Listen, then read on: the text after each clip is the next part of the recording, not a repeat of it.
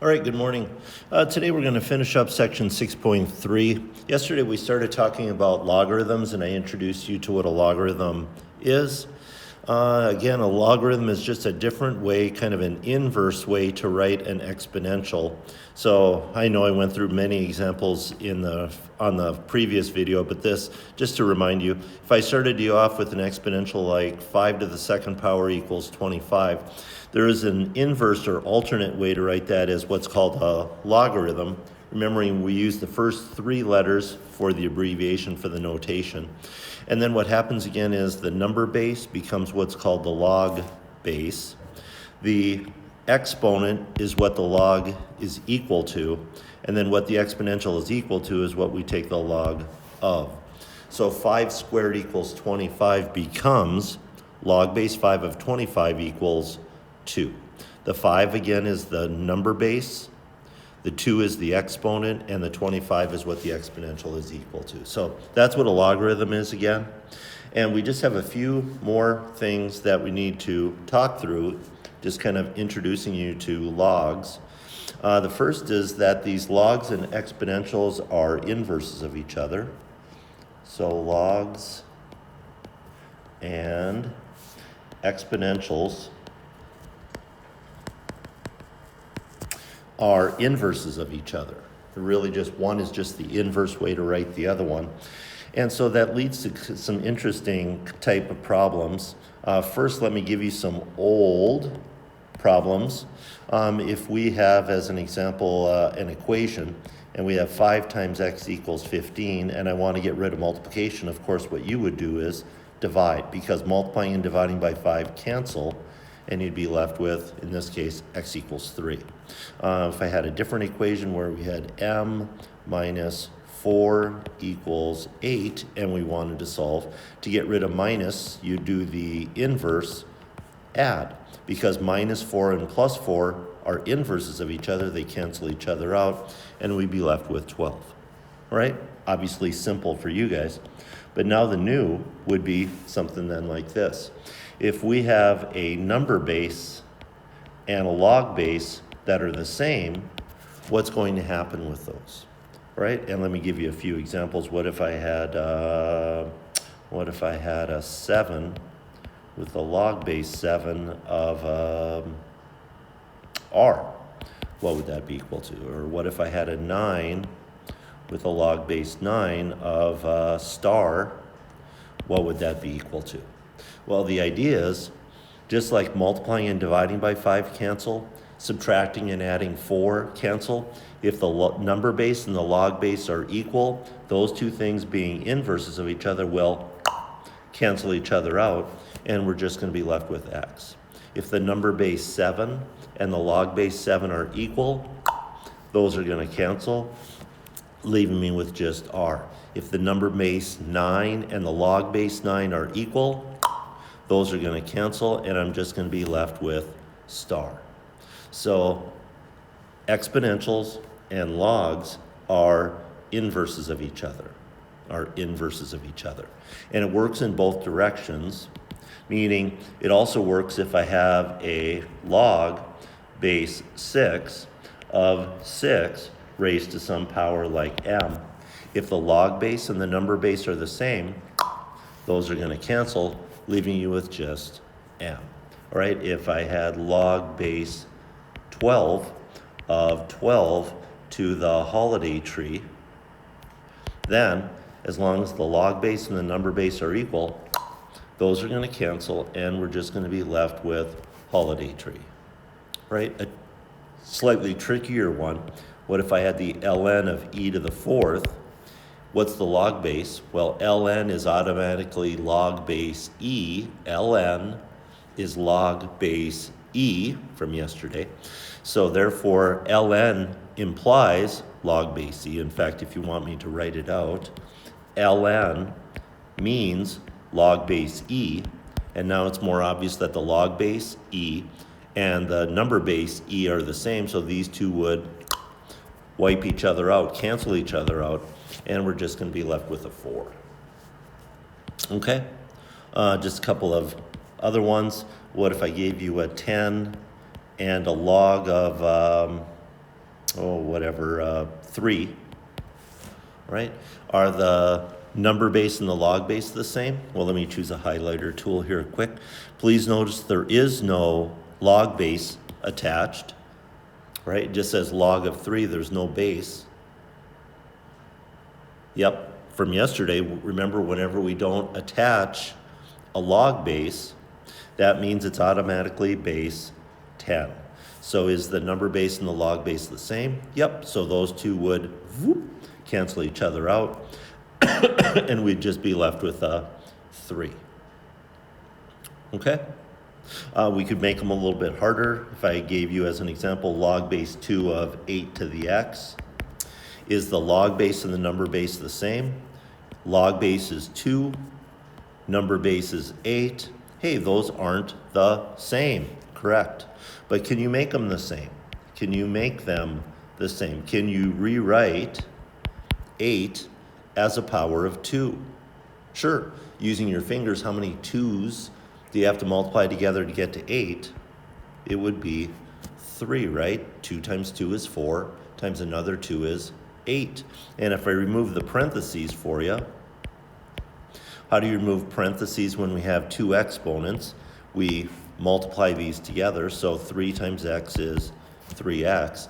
Now is the log base and the number base the same? Yep, so they cancel, and we're just going to be left with the exponent 3x. Right? When the number base and the log base are the same, those two folks cancel each other out.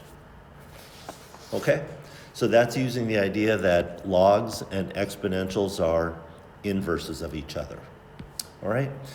We can also, moving on, we can also find the inverse function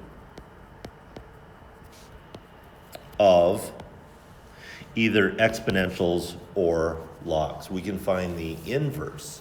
So going back to what we did a couple of weeks ago with regular functions, so let me put everybody back into the correct mindset. So first, an old problem.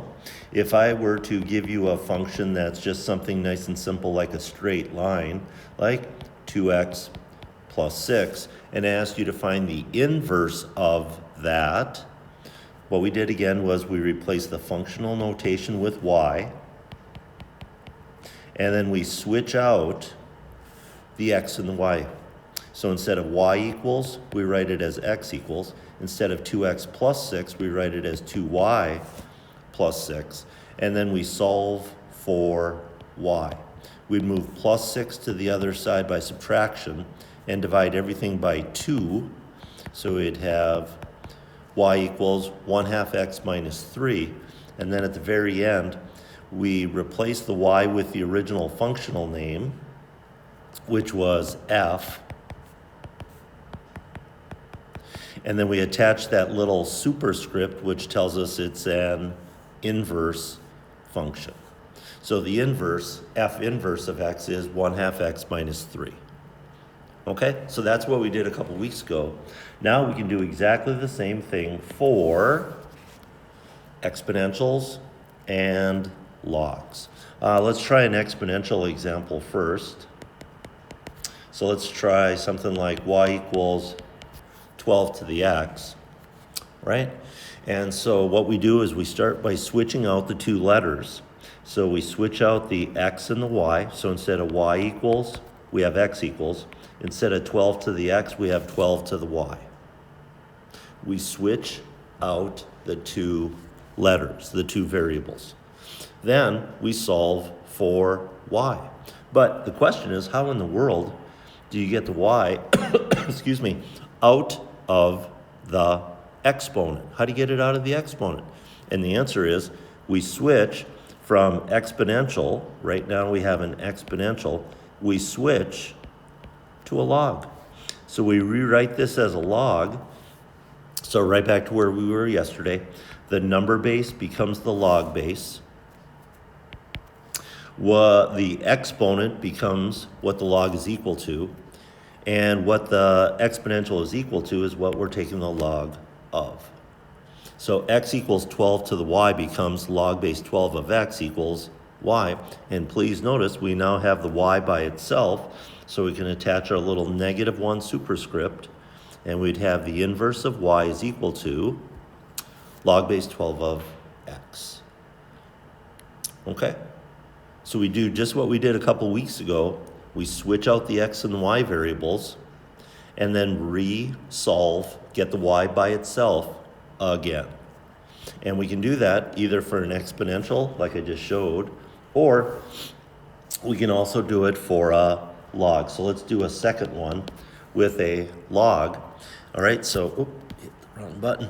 All right, so let's call this one f, just to get the functional notation in there. So what if I gave you f of x equals the ln of x minus y, and I asked you for the inverse?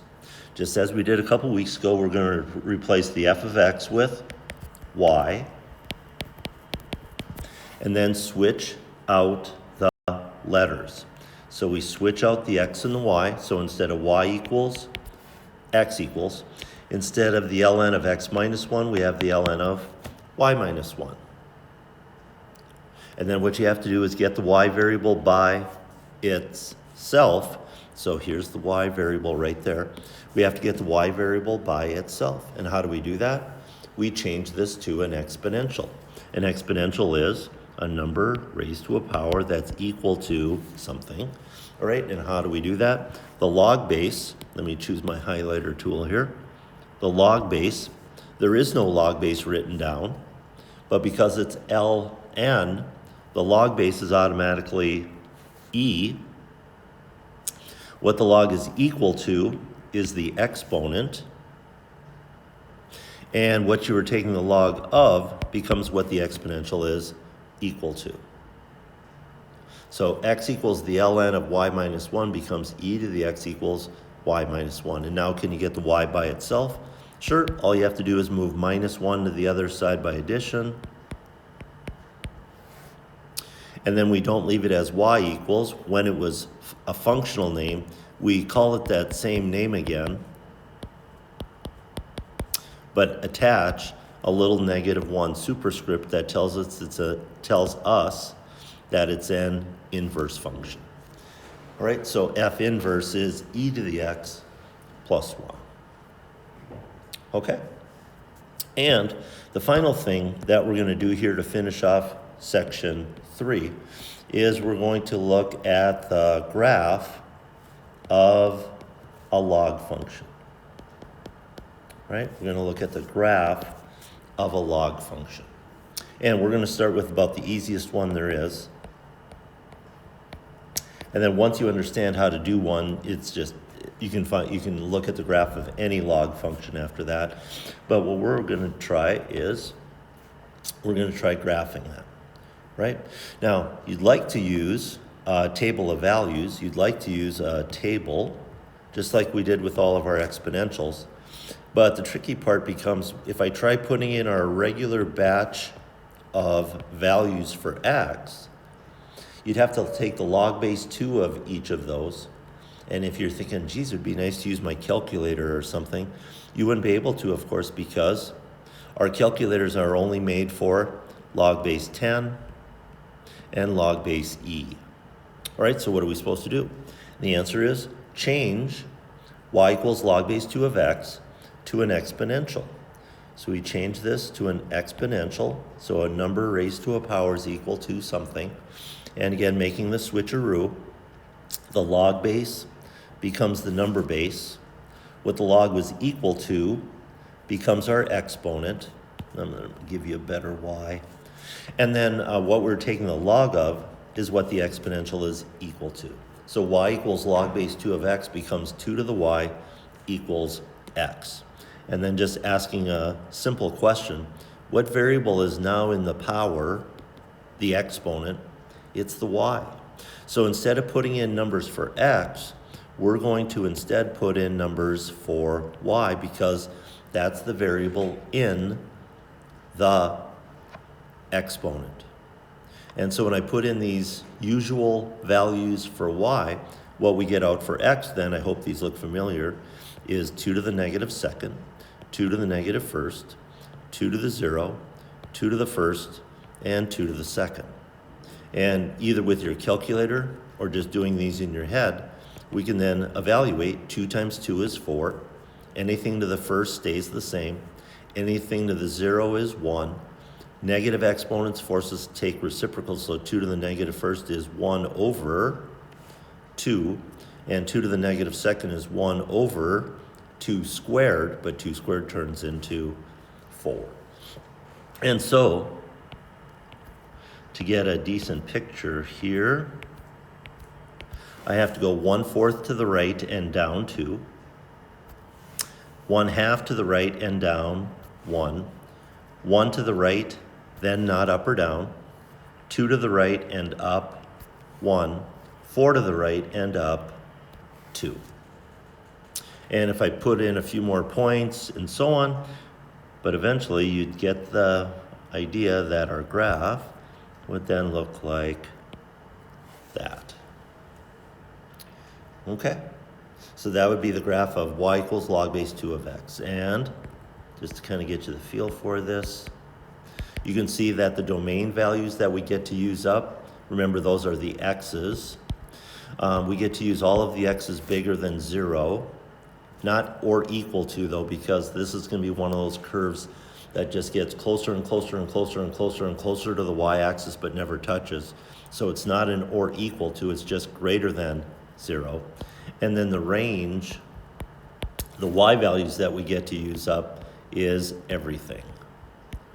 We get to use everything from negative infinity to positive infinity. Okay? And before I call it a day on this one, I just want to point something out. If I change colors on you guys, I need a couple more tick marks. There we go. And if I change colors on you and I drew for everybody one of our old curves from actually from last week, if I drew y equals 2 to the x for you, again, we did this originally using a table of values. Please notice it's the x that's in the power. So I would put in our usual batch of numbers for x, and what I would get out is 2 to the negative second, 2 to the negative first, 2 to the 0, 2 to the first, 2 to the second, and of course you're familiar with the numbers by now. Point out that if I drew these, left 2 up a fourth, left 1 up a half, stay in the middle, go up 1, go right 1 up 2, and go right 2 up 4. That's our usual exponential growth curve. But I just want to point out then that our basic y equals 2 to the x exponential and our log, y equals log base 2 of x, are inverses of each other. And you can see, as we talked about with inverses about a week ago or so, a little more than a week ago, that one is the reflection, mirror image of the other one about the line y equals x. All right, just like we had with all of our regular normal inverse functions. Okay? So just wanted to point that out, just a demonstration essentially that logs and exponentials are inverses of each other. Okay? So this video is going to be about done. You can turn this off in just a minute and then go ahead and get started on your assignment, helping each other out when you can, how you can. Okay? And then hopefully I'm going to be seeing you guys real soon. All right? Have a great day.